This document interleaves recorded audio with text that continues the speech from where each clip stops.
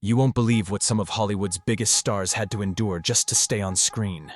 Behind the glamorous gowns, charming grins, and red carpet flashbulbs, many of the most iconic celebrities of the golden age were hiding painful secrets, some literally. We're talking physical differences, lifelong disabilities, and unimaginable suffering, all hidden from the cameras to keep the illusion of perfection alive. But the real kicker? The studios didn't just hide these truths. They used them. Imagine being in constant pain, wearing a fake smile for millions to adore you, while the very system you work for punishes you for not being flawless. That was reality for countless old Hollywood stars. The studios didn't see human beings, they saw assets. And if that asset had a flaw, it had to be fixed, erased, or turned into leverage. Let's start with Rita Hworth, or rather, Margarita Cancino. When Columbia Pictures got a hold of her, they decided her Spanish heritage wasn't marketable. So, they literally burned it away, one painful electrolysis session at a time, raising her hairline to appear less ethnic. No anesthesia, just a towel to bite down on while her scalp was scorched for hours each week. They also hid her leg length difference with custom shoes and heels, even though dancing left her in agony. But the worst part? They convinced her to deny her own roots. "They made me ashamed of who I was," she told her daughter. Imagine that, having to erase your identity to become a star. Then there's Lon Chaney Senior, the man of 1,000 faces. His legendary transformations weren't just makeup, they were self-inflicted torture.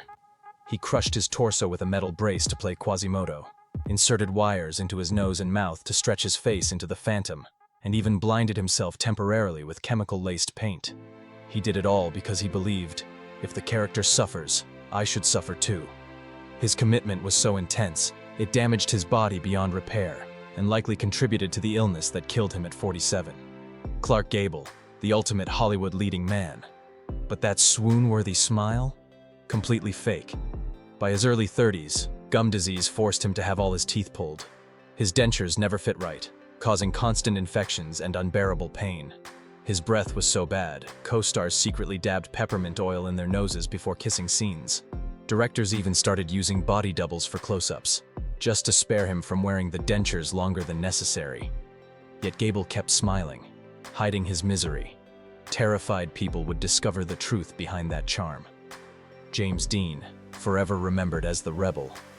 But his aloofness, the cool squint, that signature delay in his reactions, they weren't attitude.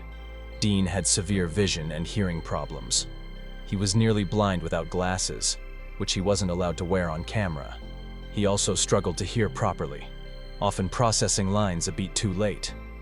Directors labeled him method and difficult, never realizing he was simply trying to keep up. Behind that detached persona was a young man feeling disconnected, lost in a blurry and muffled world, desperate to belong. Mel Oberon's story might be the most heartbreaking of all. After a near-fatal car crash, half of her face was paralyzed and deeply scarred. Her husband, a cinematographer, invented special lighting just to hide it on film. She also had to apply thick whitening makeup every day, not just to conceal scars, but to cover up her Indian heritage. That double deception, masking both her face and her race, nearly broke her. Years later, visiting her hometown in India, her own family approached her. She denied knowing them. Imagine the pain of looking your relatives in the eyes and saying, "I don't know you," because Hollywood demanded you rewrite your identity. And then there's Tierney, who couldn't even tell red from green. Her colorblindness meant she had to memorize every costume by touch, terrified someone would ask about that red dress she couldn't recognize. Add bipolar disorder to the mix, and the studios still didn't offer compassion. They pumped her with vitamins that were actually dangerous mixes of stimulants and sedatives. They knew it would break her. They just hoped to get a few more films out first. Harold Lloyd, famous for dangling off skyscrapers in silent films, did it all with only half a hand. A prop explosion in 1919 blew off his thumb and index finger. He wore a prosthetic glove to hide the injury, which severely limited his grip. So when you see him hanging by one hand hundreds of feet up, know that he was clinging on with 3 fingers in sheer agony, risking death to prove he could still do it. And Bela Lugosi? That haunting Dracula walk wasn't a creative choice. It was the only way he could move without collapsing. War injuries left him with severe nerve pain, and morphine became his only escape. He was blind without glasses and had to memorize lines phonetically due to a brain injury. His intense stare and stiff posture weren't method acting. They were survival. Even someone as legendary as Katherine Hepburn had to mask her essential tremor. Her unique speaking rhythm, her constant movement, the high collars and scarves, they were all designed to hide the shakes. Studios called her difficult when she asked for accommodations. But she wasn't eccentric. She was strategic, fighting to stay on screen while managing a condition no one was allowed to mention. And finally, Lionel Barrymore, the first major star to use a wheelchair on screen. Not by choice, though. After his arthritis and a botched hip injury made walking excruciating, studios forced him into metal leg braces that left him bleeding under his clothes just to stay upright.